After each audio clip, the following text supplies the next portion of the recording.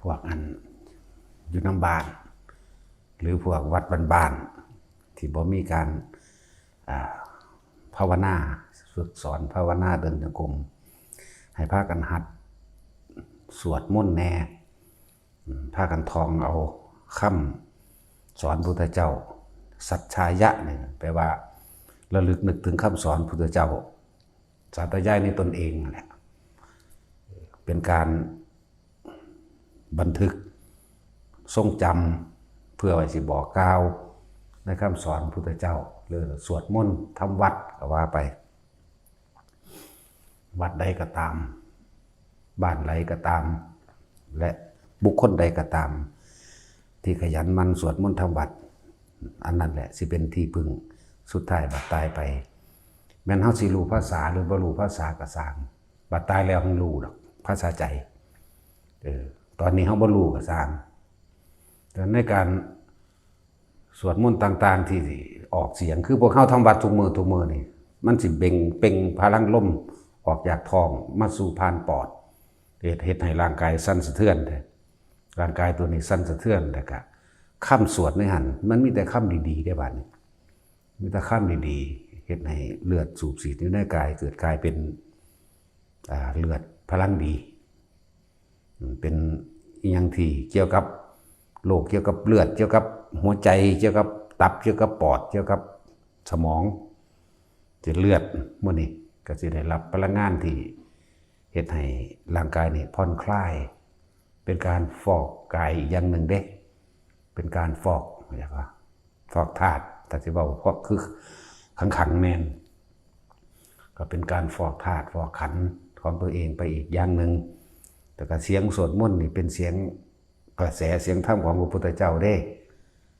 มันสิดังกังวานออกไปพวกนั้นคือเฮาพวกทำวัดนี่ดังไป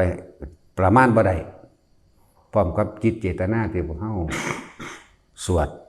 ที่พวกเฮาสาธยายกันนี่คือทำความเคารพนอบน้อมพระพุทธเจ้าเด้สวดด้วยความเคารพนะด้วยใจบริสุทธิ์หมายถึงว่าบ่ได้หวังเครื่องตอบแทนบ่แม่นสวดขอร้องอ้อนวอนให้มาดลบันดาลอีหยังให้เฮาแต่ว่าเป็นการสาธยายคำสอนของพระพุทธเจ้าทรงจำไว้แต่บอกกล่าวในรุ่นต่อไปเป็นพลังงานดีเป็นความรู้ดีแล้วก็ผู้ใดที่ สวดมนต์อยู่ตลอดนั่นสิหมู่ท้าวสักกะต่างลางเพิ่นสิพนมมือมาเองดอกคือเพิ่นสิเคารพเด้พวกนี้เรียกว่าปุริสธรรมบุคคลที่มีธรรมประจำใจของคนผู้นั้นแม้มีอย่างใดอย่างหนึ่งเขาเจ้าก็เคารพดอกพระอินทร์ตลอดทั้งนายมาตุลีเทพบุตรเวลาสิออกไปพุ่นเลยพี่เพิ่นสิพนมมือก่อนพนมมือไหว้ไปในทิศทั้ง7ทิศทั้ง7เนี่ยบ่ได้แปลว่าทิศใต้ทิศเหนือเด้บ่ได้แปลว่าทิศตะวันออกเด้บ่ได้แปลว่าซั่นบุคคลผู้เรียกว่าทำวัดสวดมนต์ระลึกนึกถึงคุณของพระพุทธเจ้าบุคคลที่เลี้ยงบิดาเลี้ยงมารดาอ่อนน้อมถ่อมตนเลี้ยงบุตรและภรรยาผู้เลี้ยงบุตรและสามีด้วยความซื่อสัตย์อย่างก็ว่าไปตลอดทั้งบุคคลผู้ทรงฌานเจริญฌานและบุคคลที่ภาวนานี่7บุคคลประเภทนี้ท้าวสักกะตลอดทั้งมาตุลีเทพบุตรทั้งแล้วก็เท่ามหาราชทั้ง4ให้ความเคารพจึงบอกว่าสิมีพวกเทวดาทั้งหลายเขาก็สิปกปักรักษาเขาเองหรอกในขณะที่เขาทำจิตที่เป็นกุศลนั่นเองเรียกว่าทำจิตเป็นกุศลสิ่งเหล่านี้โดยร่างกายของแต่ละคนก็สิได้รับเรียกว่าฟอกธาตุฟอกขันธ์ก็ว่าโรคภัยไข้เจ็บบางอย่างที่หนักก็ค่อยทุเลาลงเองที่เบาก็หายที่บ่ทันได้เป็นก็อาจจะบ่เป็นเลยแต่เฮาทำเป็นประจำเด้การสวดมนต์มีพลังมหาศาลมันแม่นความเพิ่นเบิดเด้เพราะว่าการสวดมนต์นี่บ่แม่นแค่ว่าเฮาสิสวดไปโดยประเพณีหรือเฮ็ดสืบต่อกันมาซื่อๆเด้ แต่เฮาสวดด้วยความเคารพนอบน้อมในคำสั่งสอนพระเจ้าระลึกถึงพุทธคุณธรรมคุณสังฆคุณตลอดทั้ง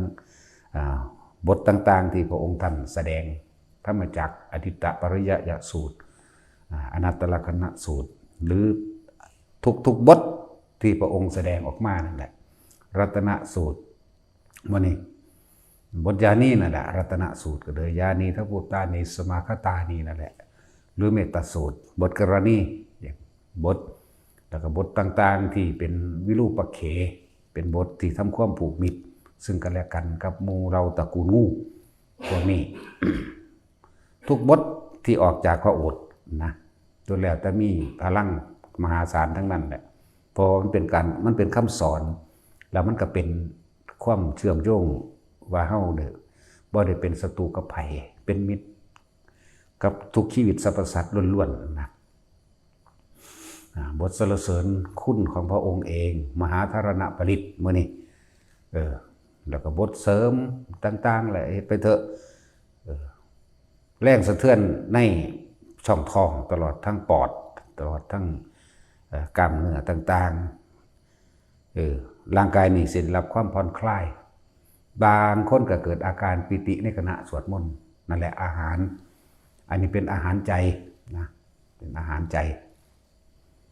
อย่างสั้นนี่ก็เลยว่าอยากให้ทุกคนนั่นฝึกหัดพากันท่องแน่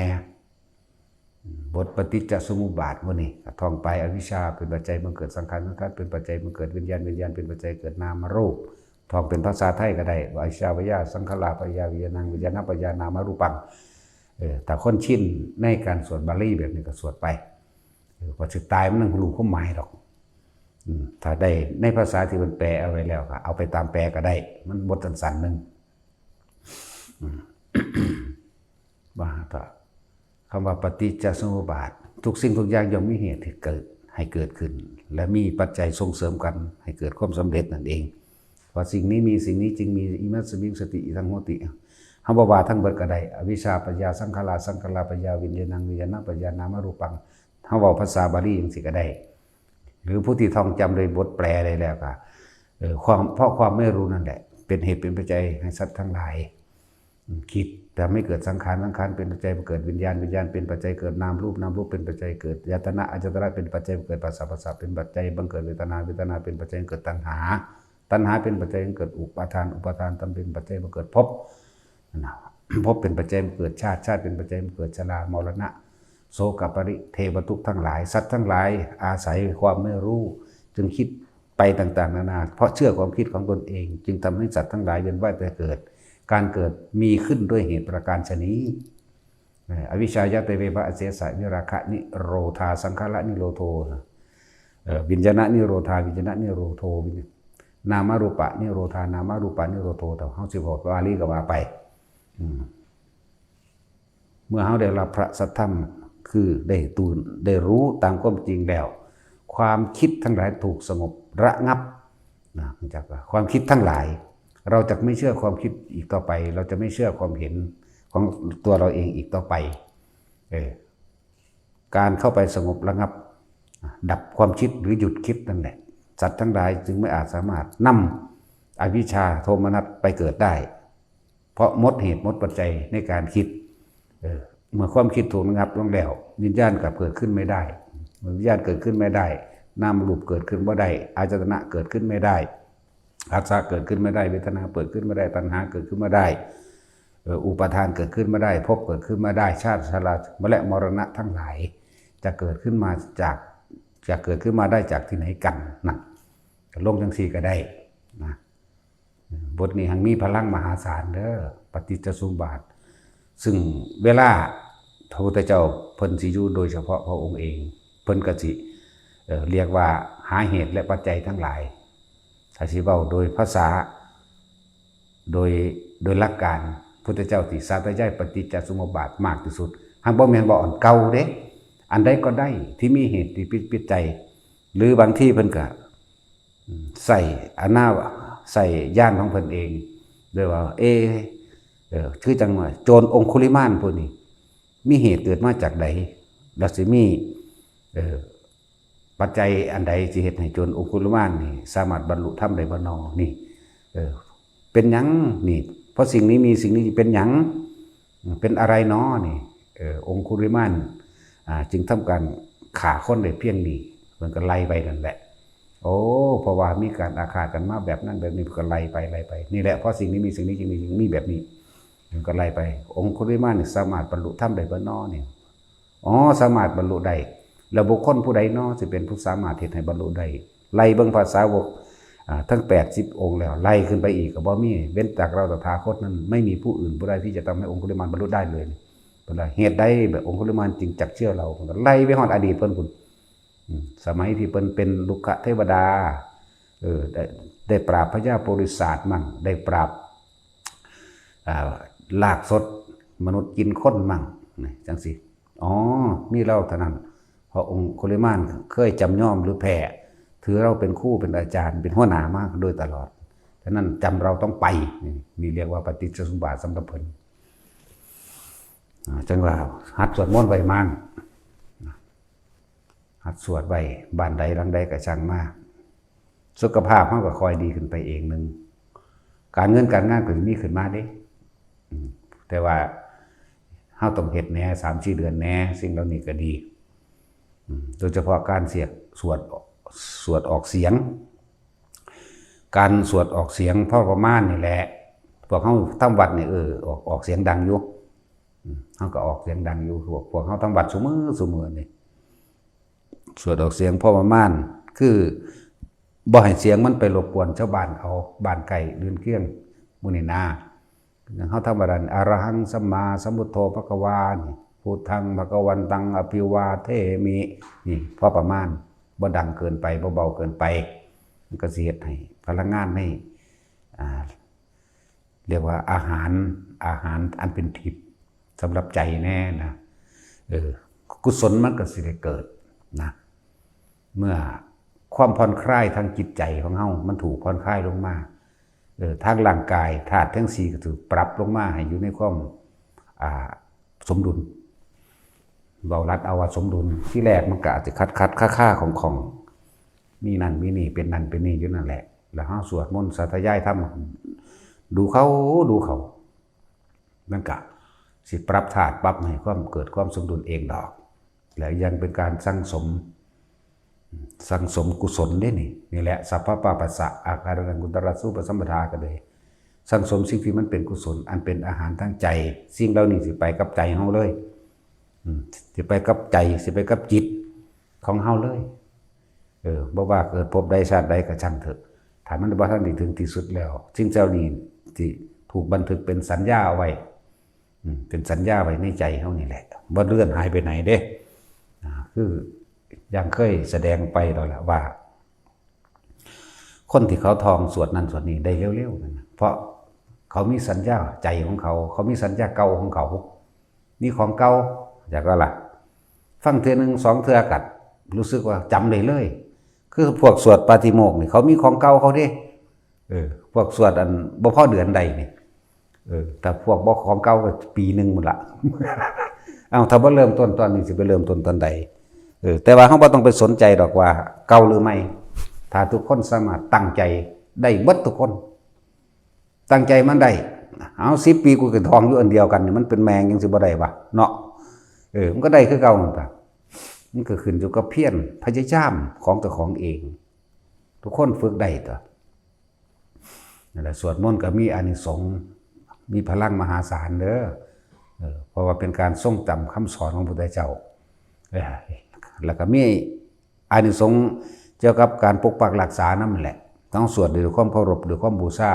เขาบ่ได้สวดเพราะการขอร้องอ้อนวอนให้สิ่งศักดิ์สิทธิ์ทั้งหลายมาดลบันดาลเด้เข้าใจบ่ล่ะสวดด้วยความเคารพนับถือสวดด้วยความบูชาคุณของเพิ่นระลึกถึงคำสอนมั้ยนั่นแหละยิ่งมีอานิสงส์มีอานุภาพจักว่าล่ะพวกอาตานาติยะปริตมื้อนี้พวกมนุษย์ทั้งหลายที่คิดบ่ดีนั่นน่ะพูนพวกยักษ์เมืองอาตานานั่นเขาสิมาปกปักรักษาเอาเองดอกมันทั้งมีบทกลมกันจักบ่ล่ะบทนี้ก็เป็นบทที่ ยักษ์เมืองอาตานาติยะนั่นแหละเป็นผู้มอบให้พระพุทธเจ้าว่าภิกษุทั้งหลายที่เขาไปบำเพ็ญเพียรในป่าก็เป็นธรรมดาอมนุษย์ทั้งหลายมันก็มีทั้งมิจฉาทิฏฐิและสัมมาทิฏฐิถ้าพวกท่านทั้งหลายกล่าวคำระลึกถึงพวกข้าพเจ้ากระแสเสียงนี่ก็สิไปถึงแต่ก็จะได้รับการปกป้องคุ้มครองผลิตไปว่าปกป้องคุ้มครองนั่นเองนั่นแหละอาตานาติยะนี่หมายถึงเมืองยักษ์เป็นยักษ์พวกนี้ยักษ์ก็แปลว่าผู้มีหยดใหญ่ผู้มีกำลังมากนั่นแหละบ่แม่นยักษ์กินคนดอกยักษ์กินคนก็คือคนกินควายนั่นแหละเนาะบ่ว่าจะกินควายหรือกินแมงบัดสุดแล้วโลดสัตว์ทุกชนิดอยู่ในโลกนี่กินเบิดแต่นี่ก็อย่างหนึ่งอย่างหนึ่งเป็นการปรับถาดปรับโมเลกุลในเม็ดเลือดของเฮาเองจักว่าล่ะเราเชิงวิทยาศาสตร์ในจักหน่อยวิทยาศาสตร์ก็มาจากพระพุทธเจ้านั่นแหละสรีระกายบริโภคของอันพวกต่างๆพวกหมอเอาไปเรียนก็เอาของพระพุทธเจ้านี่แหละไปเรียนนะแม่นบ่ล่ะแม่นบ่จักสี่มันสิเอามาจากไสโดนี่ดีบ่ดีมันบอกบ่เบิดสมพระพุทธเจ้าสำตัวเนาะกระดูก300 ท่อนมึงเอามาจากไสโดนี่แม่นบ่ซั่นเก่าของพระพุทธเจ้านี่ตัวปริญญามันนี่ก็คำของพระพุทธเจ้าเด่นนะแปลว่าผู้สำเร็จแล้วเดี๋ยวของพระพุทธเจ้าสำเร็จธรรมหมดเด้พวกนี้ไปรับปริญญามาประกอบอาชีพการงานเพื่อจะข่มเหงรังแกกันซื่อๆเด้พวกคนนี่เนาะพวกสัตว์แม่นบ่สัตว์สัตว์ตัวพวกสัตว์ตาดังสัตว์ทั้งหลายนั่นแหละจังว่าฝึกไปเอาทุกแบบทุกอย่างนั่นแหละแล้วมีอีกวิธีหนึ่งในการทรงฌานเจริญฌานของเฮาที่ใส่อยู่เสมอก็โดยอาศัยอานาปานสติหรือสติปัฏฐานสี่เป็นผู้ระลึกนึกถึงอยู่กับลมหายใจเข้าออกหรือเอื่นว่าอานาปานสติเป็นจังซั่นเดี๋ยวเฮาก็มาใส่ว่าเฮาสิทำจุดรู้หรือจุดใดจุดหนึ่งที่อยู่กลางหน้าผากนั่นบ่ล่ะอันนี้ผู้ใดก็เฮ็ดชินแล้วก็เฮ็ดไปแต่ว่าถ้าอยากเสริมของเล่นของใหม่อีกก็บ่ใหม่ดอกว่าเฮาก็เล่นประจำอยู่ตะกี้ก็ดีเนาะเกี่ยวกับการเร่งรัดในการปรับธาตุตัวเองหรือว่ารักษาโรคเฮ็ดพระสั้นนั่นเองแต่ว่าอันนี้พวกอันมูนี่พี่มีพระที่ลูกแก้วที่มีพระอยู่ข้างในอยู่แล้วพากันเอาไปเฮ็ดทดลองเอาเด้อพระสั้นพวกตะกี้เฮาก็เฮ็ดอยู่แล้วลูกแก้วใส่มือนี่ก็กำไว้แบบนี้เห็นบ่พวกใดๆแล้วนะกำไว้เอาไว้พอประมาณบ่ต้องเก่งคอบ่ต้องเก่งคอเฮ็ดหลวมๆตัวนี้กำไว้หลวมๆเบิดนั่นแหละบัดนี้ก็พวกจับจุดหน้าลมได้แล้วก็จับจุดหน้าลมเลยเข้าใจบ่บัดนี้ถ้าคิดยังบ่ออกก็ให้ว่านะมะพะทะจักบ่เว้าเรื่อยๆนะมะพะทะก็เกิดอยู่นี่เดี๋ยวตัวนี้มันสิสั่นขึ้นเองดอกจักบ่ล่ะตะกี้เฮาก็เรียนอยู่แต่คนนั้นมาเว้าความนั้นความนี้นี่เฮาสิหมายเอาภารณาปิติมาเป็นเครื่องรักษาโรคในกายอย่างหนึ่งจากบัดเอาอาการปิติอันเกิดจากการภารณาปิติก็เป็นชั้นที่1นั่นแหละจักบ่ภารณาปิตินี่มีอาการโยกดุจดังว่านั่งอยู่ที่อ่างน้ำอยู่ในคลื่นทะเลอันนิ่มๆนั่นแหละมันสิโยกจังซี่แหละแต่ว่าบัดนี้เฮาสิเอามันมากขึ้นทั้งมืออย่างว่านี่นะมะพะทะนะมะพะทะไปเรื่อยๆมันก็คอยขึ้นของมันเองให้มื่นตาเฮ็ดได้บ่ได้ให้รับตาเฮ็ดแลกบ่มื่นตาก็ได้รับตาก็ดีได้ทั้งนั้นแหละเกี่ยวกับโลกอันนี้คือเล็งเพิ่มเติมขึ้นมาอีกโอ้ยยายเล็กเราจากหยังเราก็ยังเฮ็ดเป็นเรายายเล็กเราไปลงหัวใจตัวเราก็ยังเศร้าวันนี้เราสิเป็นขึ้นมาใหม่มึงเราเศร้ามาวัดดูหลายเพราะแต่เศร้าเราก็มีความโลภหลายมันแล้วขึ้นมาใหม่มั้งนี่สั้นจังสี่นะสั้นมันสิสั้นจังสี่มันตามธรรมดาแล้วอาการภารณาปิตินะคือมีอาการโยกดุจดังว่านั่งอยู่ในอ่างน้ำดุจดังคลื่นทะเลซัดหางบ่แห้งแบบมันสิโยกแบบนี้บัดนี้เฮาสิจับเอาลูกแก้วใส่มือเด้อลูกแก้วใส่มือ เพื่อบ่ให้มันคิดมากซื่อๆดอกนะมันก็สิสั่นของมันเองบางทีถ้ามันโยกก็โยกไปแต่ว่าให้มื่นตาจังบ่ตื่นบ่ญาณนั่นแหละให้ใส่คำบริกรรมวานามะพะทะเอานะโมพุทธัสสะนะมะพะทะทะพะมะนะนะโมพุทธัสสะก็แล้วแต่สิกลับไปกลับมานั่นแหละเพื่อบ่ให้ความคิดมันไปทางอื่นแต่พวกท่องชาติเป็นแล้วโดยจะจุดอุณาโลมบ่โดนดอกจับปุ๊บเขาบ่ว่าหยังกระจังเดี๋ยวมันจะขึ้นมาเองทำจิตเป็นกลางไว้ทั้งสั้นแหละนะมันนั่งเป็นเองดอกพวกท่องชาติเป็นแล้วโดยเฮ็ดเพื่อสิขับธาตุเสียบ่ดีออกจากกายนำเฮ็ดจนเหงื่อออกได้ทั้งดีแต่ว่าส่วนมากมันบ่ค่อยออกเด้เพราะว่ามันเป็นอาการปิติเห็นบ่ล่ะมันบ่แม่นคนทำงานเพราะสิเหงื่อออกดอกแต่ว่าก็มีอยู่สำหรับผู้เป็นโรคมันสิมีเหงื่อออกหน้าผากกับออกหลังแบบนี้ไอ้สั้นนี่คือเครื่องเล่นอันนึงเด้อเฮาสิเอาอาการปิติของภารณาปิติมาอยู่ตามธรรมดาแล้วกายมันโยกแบบนี้โยกหน้าโยกหลังบางครั้งก็แต่เฮาใช้ความรู้สึกหยุดโยกซ้ายโยกขวาบัดนี้เฮาสิปล่อยให้มันเฮาปล่อยมันตามสบายให้มันขึ้นที่มือแต่ว่าเฮาเอาลูกแก้วพระลูกแก้วเฮามีอยู่ดอกพวกมีพระอยู่แล้วนะแล้วเฮาสิโยกยายลมมันน่ะเป็นเบิดนั่นแหละยายลมมันหมุนควางอยู่คืออีหยังนี่ตัวหัวจูพื้นไถดินไปตัวที่บ่ลักไปจังซั่นล่ะตะกี้พวกเฮาก็เฮ็ดเล่นอยู่ดอกแต่เรียกตนคนมันบ่ทันได้รู้จักหยังว่าทรงเจ้าเข้าผีความนั้นความนี้แล้วแต่หีแมงสิบอกหรอกว่าบัดนี้เศร้าเรียกตนแล้วก็ต้องเสียสละมันคือกันนะวะเนาะบัดนี้เฮาสิเสียสละเด้บัดนี้เฮ็ดเลยนะเฮ็ดโลดเสียสละให้เขาตกนรกน่ะนะบ่ต้องเรียกตนแมงดอกเห็นว่าแท็กซี่มึงเฮ็ดเบิ่งเด้อง่ายๆนึงดอกปล่อยโลดปล่อยมันคอนี่อย่าไปเกร็งเด้ออย่าลืมคอนี่อย่าเกร็งคอแขนเฮานี่อย่าเกร็งไหล่อย่าเกร็งอย่าเกร็งธรรมดาปล่อยไปโลดบัดมันสิขึ้นของมันเองนี่คือเอาอาการภารณาปิติมาทรงเอาไว้แช่ไว้บางคนกับปฐมฌานและทุติยฌานได้ทั้งนั้นแหละนี่ก็เป็นการทรงฌานอย่างหนึ่งแต่ว่าเป็นการอาศัยอาการปิตินั้นมาเป็นเครื่องขับโลกจากบ่ล่ะมาปรับธาตุปรับร่างกายเฮานี่แหละมาปรับร่างกายเฮานี่แหละพวกเป็นโรคหยังกระสร้างไปเฮ็ดไปเถอะนะเฮ็ดไป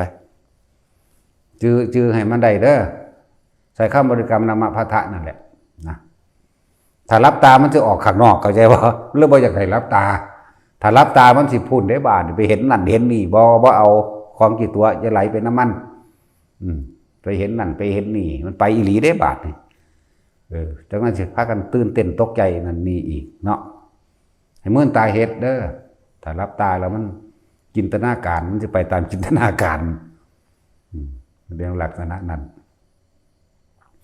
มันเป็นมโนมยิทธิก็ว่าก็ได้เพราะบางคนมันจะไปเห็นเลื่อนจังสันใส่ซื้อมันซื้อดอกบ่ต้องไปสนใจตัวที่เห็นดอกเป็นมื่นตาอยู่มันก็เห็นได้ทั้งนั้นแหละรับตาเห็นนี่เฮาบ่ได้อันว่าเห็นดอกแนวนั้นเฮาว่าฝันมื่นตาเห็นพี่มันของจริงเลยคือเฮาเห็นกันจังซี่นี่จังแม่นจักบ่ล่ะนั่นแหละเฮ็ดไปหั่นแหละมื่นตาแต่รับตาบางที่มันล่มทวนลงไปเลยแล้วมันออกไปอีกมิติหนึ่งก็มีเด้ แต่ว่าเฮ็ดโลดหลวงพ่อให้เฮ็ดคุ้มอยู่ก็แล้วกันนะบ่ต้องย่านตายหรอกแต่ตายทั้งวิมานกับมูลตายหั่นเนาะแต่สิจังบ่ได้มาป่วย จังบ่ได้มาเจ็บมาปวดตายลงกึ่งดึงลงอยู่ว่าวิมานแก้วประกายพึกตายโลดแม่นบ่ซั่นดีก็อยู่ในนรกตัว ซั่นแล้วตอนนี้บ่เรียกตนไผหีแมงดอกบาดนี้แล้วแต่ไผแต่บ้านโลดเอาเลยเฮ็ดได้เลยคุ้มเองสำหรับคนที่ม่านน้ำเฮานั่นแหละหนึ่งเฮาทุ่มเองโดยเรียกว่าเปิดให้เข้าใจว่านี่เปิดให้ เปิดให้แล้วตอนที่สองก็สิมีอีกผู้หนึ่งให้เด้อตอนที่สองตอนแรกเนี่ยเปิดให้แล้ว ตอนที่สองมีผู้รับช่วงตอนที่สามมีหลวงพ่ออยู่ข้างบนอีกผู้งามๆเลยบาดนี่เป็นตะไปเนาะเห็นปะตอนที่สามมีตอนที่สองอาจจะมีพระแล้วแต่ไผกระจางอาจจะว่าล่ะตัวสุดท้ายมันจะไปเห็นข้างบนนั่นแหละมันสิอยู่ในพระพุทธรูปแก้วหรอกเป็นล้มคออะไรอยู่ในพระพุทธรูปแก้วผู้บักงามตัวเปิดได้บาทนี่บริษัทอ่อนแมงไผเด้กูต้องเสียสละมั่งคือกันละบาทเขาต้องเสียสละมั่งผู้ใดอยากว่าเนี่ยใดมึงว่าไปโลดนั่นแหละเฮ็ดถ้ากันเฮ็ดมันก็ต้องมีของเล่นแปลกๆนั่นเลยเนาะเขาเป็นเบิร์ดเด้ล่ะแต่แค่ว่าเขากำหนดเสียมันขึ้นมันก็ขึ้นเลยเด้จากว่าล่ะโปรแกรมยังมันก็ขึ้นเด้เขาจะเห็นปีติแล้วใดเกิดขึ้นเขาสามารถดึงเข้ามาปั๊บได้เลยเราอยากให้ผู้อื่นเห็นเป็นจากว่าล่ะพวกเฮ็ดกระดาษออกจากผ้านี่เฮ็ดเป็นเบิดทุกคนหรือยังจากว่าล่ะเสียงหรือว่าเขาเอื่นว่าท้ายภพภูมิว่าในอดีตชาติเจ้าของเองเกิดมาจากไสพากันเล่นอยากว่าล่ะ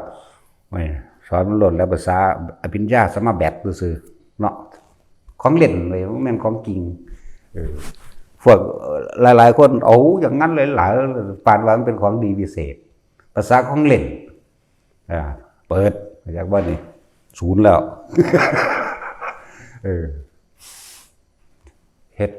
กระดาษออกจากผ้าเบิ่งภพภูมิแล้วก็ฝึกหัดใส่กำลังจิตเอาหินออกจากผ้าที่ห่อไว้เอาหินออกเอาตะปูออกหรือเอาเหล็กเอาหยังก็แล้วแต่ที่จะคุ้มไว้ในผ้านั่นน่ะนี่เรียกว่าฝึกเรียนหรือเฮาสิคือเบิ่งกำลังจิตเฮาก็ได้คือพระหรือคืออันใดอันหนึ่งที่เฮาอธิษฐานจิตต้องเบิ่งว่าเจ้าของสิมีกำลังจิตบ่เข้าใจบ่ล่ะเอาก้อนหินนี่มานึกคำใดคำหนึ่งให้มันเป็นทุติยฌานจะบ่เราเพ่งลงเราถอยลงมาในตติยฌานมันมีคำคิดพร้อมจากบ่ล่ะน่วงเข้ามาปุ๊บเอาถ้ามันมีฤทธิ์มีเดชจริงถ้ามันอันมีอิทธิคุณอย่าไปว่าพุทธคุณเด้ใส่ศัพท์ผิดเด้ออย่าไปอ้างพุทธเจ้าเด้เรียกว่าถ้ามันมีอิทธิคุณอยู่ในนี่อย่าให้ตะของคืบ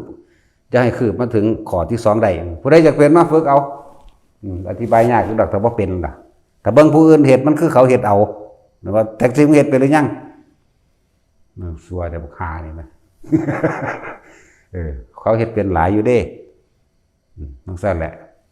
คือพระนะที่แรกก็คือเบิ่งซะก่อนนี่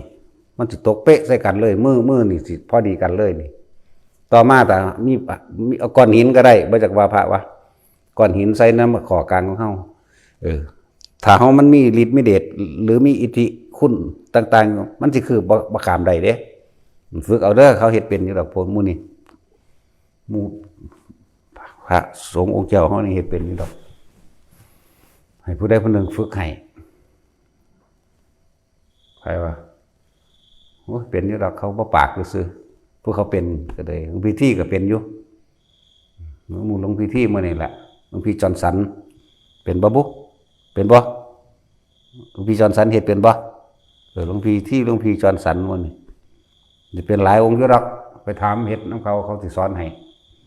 ของเล่นเฮา แนวมื้อนี้ของเล่นมือซื้อดอก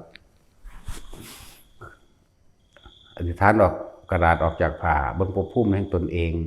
หรือว่าสิเบิ่งภพภูมินะว่าผู้นั้นตายแล้วไปไสมาไสเกิดอยู่ไสหม้องใดจังสิเฮ็ดได้เบิดเข้าใจบ่นี่อย่างนึงต่อมาคืบพระนี่เด้อมาคืบเอาก้อนหินใส่กำลังจิตแห่งตนเองอธิษฐานลงซะก่อนเฉาชั้น2ก่อนจังถอยมา1แล้วจังอธิษฐานลงเข้าใจบ่ล่ะเมื่ออธิษฐานลงแล้วก็คืบเบิ่งเลยจับมาซื่อๆมันก็เป็นภาษาของพ่อกำการเนาะมันเป็นของดีพิเศษมาจนทั้งใดไว้ของเล่นอันที่3ให้ทุกคนฝึกเอาก้อนหินก็ได้หรือเอาลูกแก้วที่มีพระอยู่ทั้งในมือเฮานั่นแหละแล้วก็ใส่คำบริกรรมนามพัทธะก็ได้แต่หลวงพ่อต้องการให้มื่นตาปล่อยมันคอนี่ยักเล็งไม่จักบ่คอบ่เก่งเด็กรวมๆไว้แต่ว่าเวลามันสั่นขึ้นตัวนี้มันสิบีบเขาเองจักน้อยดอก บางที่เหมือนกับพระมันแล่นในมือเฮานี่แหละแต่มันเพื่อเอาพระใส่แต่มันเพื่อก้อนหินหรือยังก็ว่าไปมันสิติงเองของมันดอกเฮาก็ควบคุมมันไว้ซื่อๆมันก็ไปของมันนี่คือเฮาเอาอาการปิติมาปรับธาตุเฮาเองได้บ่ปิติในภารณาปิติเป็นภารณาปิตินี่อาการโยกนั่นแหละภารณาปิติถ้ามันหลับตาปุ๊บมันสิเป็นโอกันติกามันสิวาบมามันสิพาไปทางไมบ่เอาพวกนี้มันสิพาไปทางไมมันจะไปเห็นนั่นเห็นนี่ประเภทหลับตาคือเฮาบ่ให้เชื่อหลับตาเฮาให้เห็นแบบมื่นตาแบบลืมตาเนี่ยให้เห็นกันตรงๆสิเลยสิเห็นผีเห็นเปรตเห็นยังกระสังให้เห็นแบบนี้บ่ให้เห็นแบบหลับตาแต่หลับตามันแค่ภาษาฝันมันเว้าจังซี่เลยเด้จะมาเว้าภาษาฝันโลดเด้อันซ้ำว่านิมิตจังสั่นนิมิตจังซี่เนี่ยภาษาของเล่นเนาะเอานี่เว้าจริงๆเด้เฮาได้เอาตาเห็นเดี๋ยวนี้ก็ได้เด้เพียงแต่ว่ามันหลายบ่เห็นแมงดอกปิดแต่ผู้ใดอยากเล่นนะได้เล่นไปเลยหลวงพ่อเปิดให้นะนั่นแหละเปิดให้ไผสิว่าได้ก็สร้างแม่ได้กูก็เสียสละกันตัวกูก็เสียสละบ่แห้งแล้วแม่เนาะจักสิเด็กน้อยก็ฝึกง่ายๆดอกงอกเข้าลมปั๊บลงเลยก็มีดอกแล้วก็ถามมันบัดนี้มันอยู่ไสหม่องใดมันก็ว่าไปสำหรับเด็กน้อยก็เป็นของเล่นของมันเลยเนาะเด็กน้อยเฮาเฮ็ดเป็นเบิดนั่นแหละเห็นบ่เด็กน้อยอยู่หุ่นเด็กน้อยอยู่อันบ้านใดบ่ดอนไร่เนาะเด็กน้อยอยู่ดอนไร่พุ่นน่ะเห็นบ่เขาเว้าเรื่องเห็นนั่นเห็นนี่อยู่สนุกสนานนี่ห้าก็เป็นเครื่องเล่นของเขาภาษาของเล่นก็เฮ็ดเล่นไปหั่นแหละเนาะบ่แม่นของจริงเด้ของเล่นนั่นแหละส่วนอันพวกนั้นอีหยังก็จุลคันธาเนาะจุลคันธาก็เฮ็ดไปเฮาสิใส่อูพงคาปิติมาเป็นเครื่องเล่นรู้จักบ่ฝึกเอาเด้อันพวกกำลังฝึกให้มันลอยได้หิแม่มึงเถินพากันย่านหาแม่มึงบอกกูดำดังดาพระเด้นี่กูเป็นดาคนธรรมดาเด้ถ้ามันสิลอยขึ้นแล้วสิพากันย่านตกใจโอ้ยตกใจหาแม่มึงบอกดาทั้ง2ทั้ง3หมดแล้วมันเฮ็ดอยู่นั่นน่ะสิวืดไปจังได๋สิตกใจบ่กล้าไปบางคนก็ถ้าผมลงบ้านบ่ได้สั่นโอ้ยลงมาก็ตายแม่งอยู่ทั้งมือยังบอก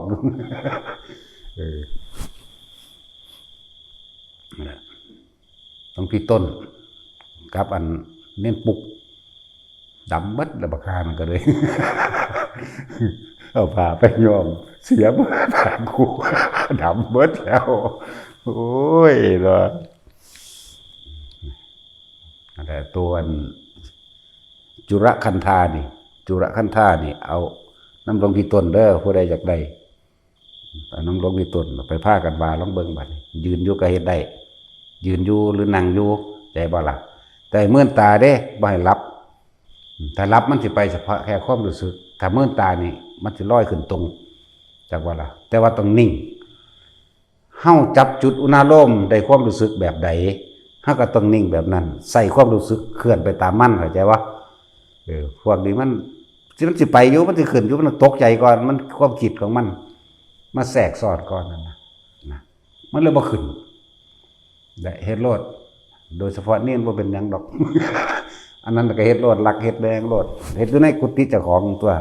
ถ้ามันขึ้นอีมันต่ำสังกะสีตกลงมาเด้อมันค่าความคิดพาเสี้ยวเดียวมันก็บ่ขึ้นเด้มีจักบ่นิดเดียวมันก็บ่ขึ้นมันก็สิเวิดละโอ๊ะนิดเดียวมันก็เศร้าแล้วเด้นั่นน่ะแต่อุปงคาปิติตัวนี้ก็เลยเศร้าเห็นบ่มันสิใส่อาการปิติตัวนี้แต่ว่าใส่บทนี่เป็นเครื่องนำนะจุลคันธานี่เป็นเครื่องนำนั่นแหละจึงสั่นพระอีหยังล่ะพระอันปรินทวัชชะนี่แหละเป็นผู้ให้คนหาเนาะพระปรินทวัชชะเพิ่นมักด่าคนดอกเห็นบ่ล่ะพวกไอ้เหี้ยไอ้ถอยสัตว์เย็ดแม่เพิ่นมักด่าสั่นที่จริงเพิ่นบ่ได้ด่าเพิ่นบอกเป็นปกติเพิ่นเนาะนั่นแหละจะบอกโดยตำราหรือตำนานเพิ่นมานี่เพิ่นมีตัวนี้เพิ่นสิเหาะเหินเดินอากาศได้เด้อยากบ่ล่ะเพิ่นก็หาโตว่าที่กับผู้นั้นผู้นี้ทั้งเบิด เพราะแต่ไม่เจอพระพุทธเจ้าเพิ่นบ่ขึ้นที่เพิ่นลอยไปบ่ได้อย่างว่าล่ะเมื่อเพิ่นลอยไปบ่ได้เพิ่นเข้าใจว่าพระพุทธเจ้านี่มีมหาคันธาได้บัดนี้มีคันธามหาคันธาระจักว่าก็เลยย่อมให้ที่ย่อมนี่บ่แม่นย่อมโดยธรรมบ่เป็นย่อมโดยใจเลยอยากไปเป็นลูกศิษย์เพราะว่าอยากได้คันธามหาคันธาระอยากว่าล่ะของเพิ่นมีเฉพาะจุลคันธาระเด้นั่นซั่นแหละนี่คือที่มาผู้ใดอยากรู้จักก็นำไปถามเพิ่นเอาโลดอยู่นิพพานพุ่นล่ะตายแล้วก็ไปซะไปถามเบิ่งบัดนี้เนาะแท็กซี่กูก็อยากตายอยู่แล้วว่ามันกูบ่ได้อยากตายเด้กูบ่ได้ญาติจักเม็ดเด้ว่างั้นตักมันเป็นหีแหมยามใดมันสิตายยังว่าอยู่เด้อปวดแขวก็ปวดคานกินข้าวก็คานธรรมดาบ่ปวดแขวบ่ทน2อาทิตย์แล้วบ่ตัดสินไข้เอาล่ออยู่นี่บ่ธรรมดาเด้อันปวดอันจนว่ามันไข้ขึ้นอันนั้นมื้อนี้ก็อุ้มทุ่มขึ้นมานี่มันบ่ธรรมดาเด้ข้างนี่มันปวดข้างนี้อุ้มทุ่มขึ้นมาพี่ล่ะบวมๆขึ้นมาพี่ล่ะวันนี้ก็เอาล่ออยู่แต่จากหัวก็ยังซะแล้วเฮาบ่ได้ญาติมันเด้อล่ะเฮาก็มีวิธีระงับของเฮาอยู่เนาะแต่ว่าร่างกายมันก็เป็นไปตามปกติมันบวมมันก็ปวดมันก็เป็นของมันก็ขึ้นของมันอันตัวเอาล่ออยู่ถึงไข้ลูกหนูอยู่หม่องใส่ข้างนี่ก็เป็นเด้หาเรื่องมือกลุ่มเอามือนี่งัดออกเอาเองเด้แต่ทรงชาญเฮ็ดเอาเลยเว้ยมันก็บ่ปวดดอกตั้งแต่ใส่ติ้งแตกถึง16มื้อพุ่นตัวภาษาสามี1ภาษาแขวหักออกเอาเองถึง1 2เทื่อเอาคีมดึงเอาเองเทื่อนึงนี่ดึงข้างนี้ดึงปึ้งตำข้างนี้ออกน้ำออก2เล่มคีมแล้วเข้ามันศูนย์มันบ่รู้จักที่แล้วเฮ็ดอย่างก็ล่ะทั้งนี่น่ะหักออกเอาเองเล่มอยู่นี่ก็ดึงออกเอาเองดึงออกจังซี่หักออกถอนเองก็หลายเล่มมาเด้เวรกรรมเวรกรรมให้จักบ่ล่ะตั้งแต่กี้เอาเข้ามาเอาคีมเอาเข้าบักไงพุ่นบีบปากมันออกก็ขาดก็คอยดึงหาเรื่องมือก็บ่ดึงออกหาเรื่องมือก็ดึงออกให้ค่อยๆออกเด้นี่ล่ะกรรมนี่ล่ะคือลาภผลของกรรมจักบ่ล่ะชาติก่อนทำกันได้ไรชาตินี้รับผลกรรมนั้นถอนแขวกับของเอาเองเอาคีมเราเข้าธรรมดาวะคีมที่เขาหมุนเล็กนั่นอันดัดลวดกันน่ะจักว่าล่ะฉะนั้นแหละหนีบเลยแล้วขึ้นมาไงดึงแมงเลยตำข้างนี้ออกพร้อม2เล่มตัวนี้เอานิ้วมือหักออกเอาเองข้างนี้ก็หักออกเหลือแต่หักมันไปถอนวางปีใดวะปี2ปีนี่มั้งเขาก็พาอันมันฆ่านี่มันหักฆ่าเด้พาออกให้อีกธรรมดาบ่ของเล่นพวกเกี่ยวเล่นนะเด้อปวดแขวอยู่เอาลองเบิ่งว่าแต่ว่าเฮาระงับโดยกำลังฌานซื่อเด้โดยอาการทรงฌานไว้อยู่ซื่อเด้มันเลยเป็นบ่ปวดเพราะแต่ธรรมดาเนี่ยแง่ๆนั่นแหละนั่นแล้วตาสินมันเบิดเป็น12เล่มแล้วว่าตาสินบ่มีแขวเด้เป็นธรรมดาเด้ป่วยก็เป็นเรื่องตลกครบขันไปเลยเฮาเป็นเรื่องตลกซั่นแล้วแต่ว่าให้อันมาทวนเด้อหัดสวดมนต์บ้านใดเมืองเฮือนใดก็ตามคนผู้ใดก็ช่างมันเป็นประโยชน์ต่อตนเองนี่ก็เป็นสังสมอันเป็นกุศลให้มันชินเกิดเป็นกุศลสังกัปปะมันชินในจิตในใจของเฮาเองนั่นแหละ สวดมนต์แล้วก็อุทิศบุญนำตัวให้บ่ล่ะรวบไปเลยก็ได้ตัวขอผลทานบุญกุศลกรรมดีสวดมนต์ก็เป็นกรรมดีจ้ะบัดนี้ขอผลทานบุญกุศลกรรมดีที่ข้าพเจ้ากระทำนี้จงถึงแด่ก็สิให้ผู้ใดก็ว่าไปเห็นบ่ล่ะ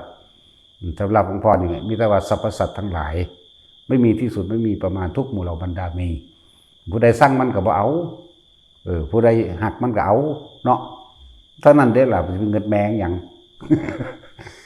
ตะกี้ยังเรียกตนคนอยู่โอเอาอยู่เดี๋ยวนี้บ่เรียกตนหีแมงเด้ใครอยากฝึกหยังมาฝึกเปิดจักบ่ล่ะ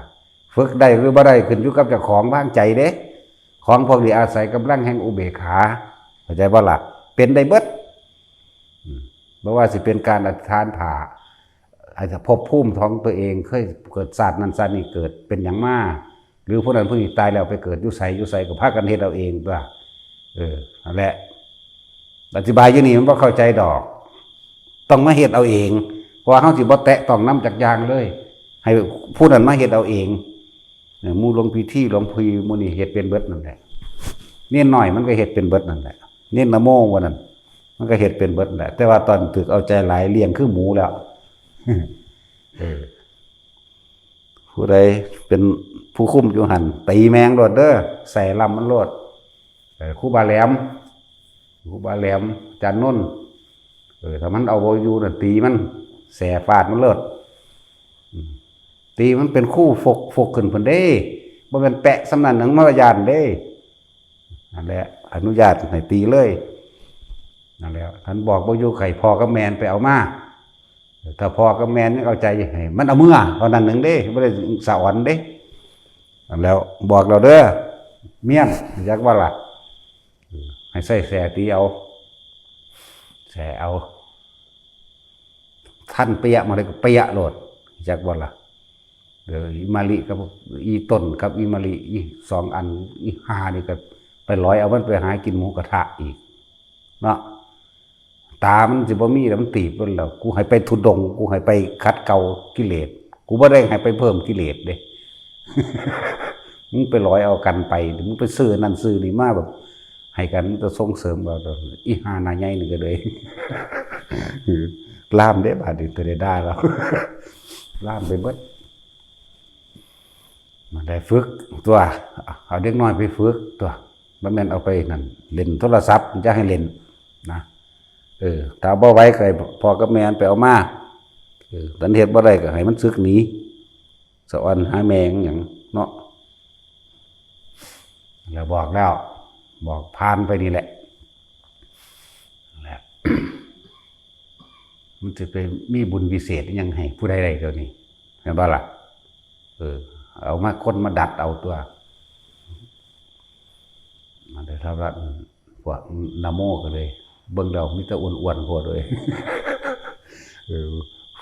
กรรมฐานเฮานี่มันมีแต่ผู้จอยๆเด้มันบ่ได้มีหมูยักษ์โตได้อยู่นี่พวกอันอึ้งเหลืองลางๆมันกรรมฐานคือพวกเฮาเด้พวกนี้มันทรมานกายก็มีมั่งเหมือนบริษัทสันเทเดียวทรมานอดหลับอดนอนเป็นธรรมดาเลยหุ่นตั้งแต่ตี 3เขาตื่นขึ้นมาเขาก็ทำวัดเขาก็ทำวัดของเขาเองทำวัดเช้าทำวัดเช้าจบแล้วอาจจะเดินจงกรมหรือเตรียมโตในการใส่บาตรในการไปบิณฑบาตตัวบางองค์เพิ่นก็สวดบทนั้นบทนี้ท่องจำพันใดเพิ่นก็ลุกขึ้นท่องของเพิ่นเองนะคำต่างๆที่ใส่ในพระเฮานั่นแหละคำพิจารณา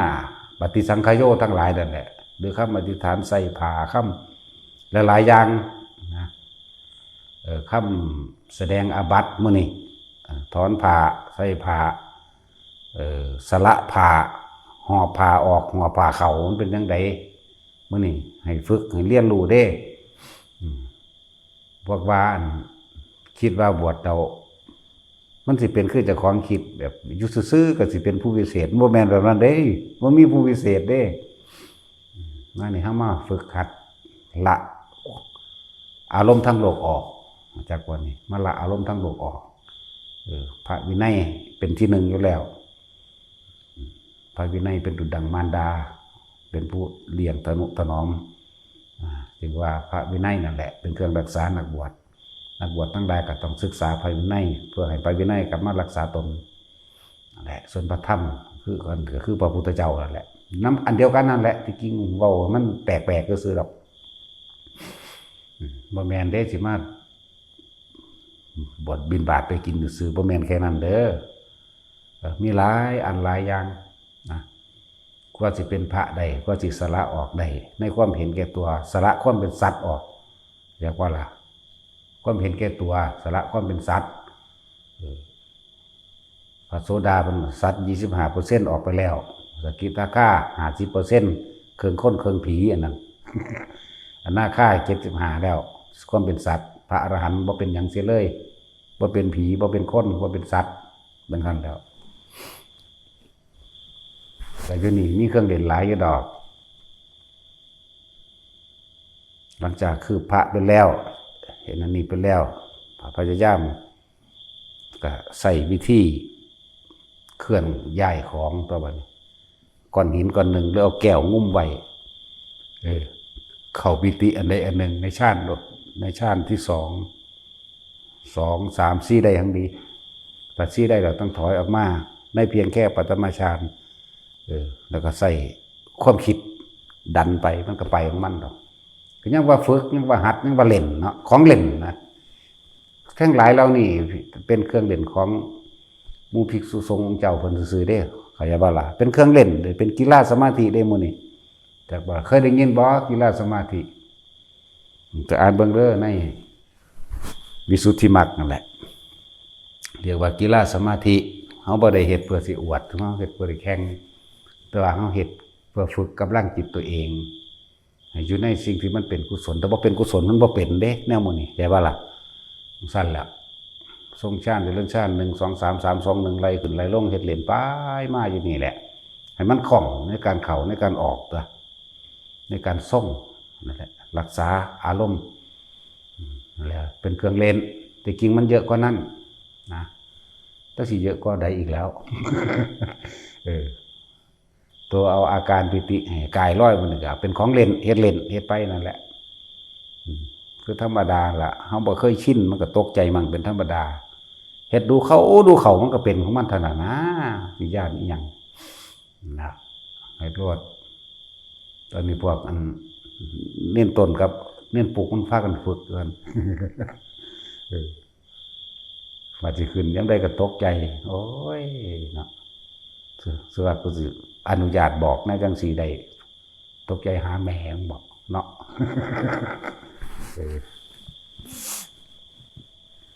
ถ้ากันเฮ็ดให้มันได้จ้ะเฮ็ดเล่นๆเฮ็ดใจเบาๆว่างๆเฮ็ดเล่นเฮ็ดคือจังสิใส่ใจกับบ่แม่นบ่ใส่ใจกับบ่แม่นแหมเนี่ยมันต้องเป็นดอกแต่สู้ยันสู้ลงมาบ่ได้สู้ก็อยู่ตั้งในกุดตัวมันต่ำสังกะสีเติงมันสิตกลงมาเองดอกเว้ยมันบ่ได้สูงนี่กุดก็เลยเนาะน่ะเฮ็ดไปเป็นเครื่องเล่นเครื่องอยู่อันนี้เป็นเครื่องอยู่ของอริยะเจ้าทั้งหลายคือการทรงฌานเจริญฌานก็แม่นของพวกนี้ก็แม่นเป็นกีฬาสมาธิฝึกหัดให้เข้าให้ออกให้คล่องชินให้ชำนาญภาษา1 2 3 4 5 6 7 8มันมียากอย่างเดีมันว่าซั่นก็ของเล่นเนาะพวกนี้บ่ทันได้แม่นว่าอันนั้นเด้ก็พวกสมาบัติ8นี่นะฤาษีชี้ไพ่หรือว่าคนผู้ใดก็สร้างเขาก็ยังฝึกได้คือกันนั่นแหละเห็นบ่ล่ะพูนตัวอริยะแท้ๆตัวถอนอัตตาตัวตนพี่เด้ตัวอริยะนั่นนะมันในฌานสมาบัติ8บ่ว่าสิเป็นพระอริยะหรือบ่เป็นก็สร้างคืออันเดียวกันแต่ว่าผู้หนึ่งเป็นอริยะไปแล้วผู้หนึ่งบ่ทันเป็นบ่เลยเขาเจ้าเรียกว่ามันเสื่อมเพราะว่าหยังเสื่อมเพราะว่าเหตุเพราะว่าความโลภมาจากบ่ล่ะโลภอยากได้ชื่อเสียงโลภ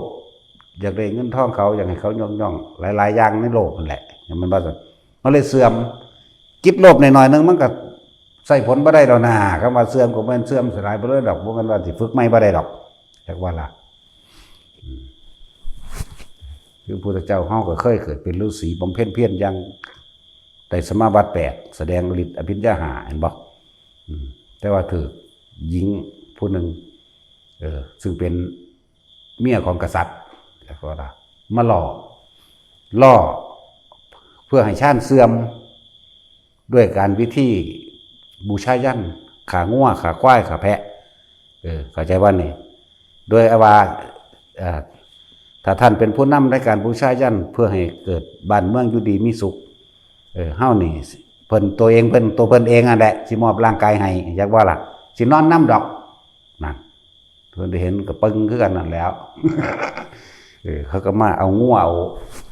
อาควายเอาแพะเอาแกะอย่างละรวมแล้วเป็นอย่างละบ่เป็นอย่างละรวมแล้วเป็น500อย่างนั่นแหละเพิ่นก็ถือมีดออกมาเพิ่นสิพาหมู่บูชายันเพราะว่าเพิ่นเห็นแก่กรรมบัดนี้ชาติมันเสื่อมเด้รู้จักบ่นี่เพราะเหตุเพราะว่าโดยความเพื่ออยากได้ให้มันสมใจราคะจากวัน เฮ็ดด้วยความยินดีพอใจ แต่ว่าโกหกผู้อื่นว่าสิทำเพิ่นฮู้จริงอยู่ดอกว่า มันมีอยู่ไสการฆ่าผู้อื่นแล้วทำให้ตัวเองได้ดีนั่นบ่มีนั่นว่าซั่นการฆ่าผู้เองแล้วทำให้บ้านเมืองเจริญรุ่งเรืองบ่มีเพิ่นฮู้อยู่เด้ความจริงเพิ่นฮู้อยู่แต่ว่าด้วยความเพิ่นอยากนอนนำอีนั่นแหละ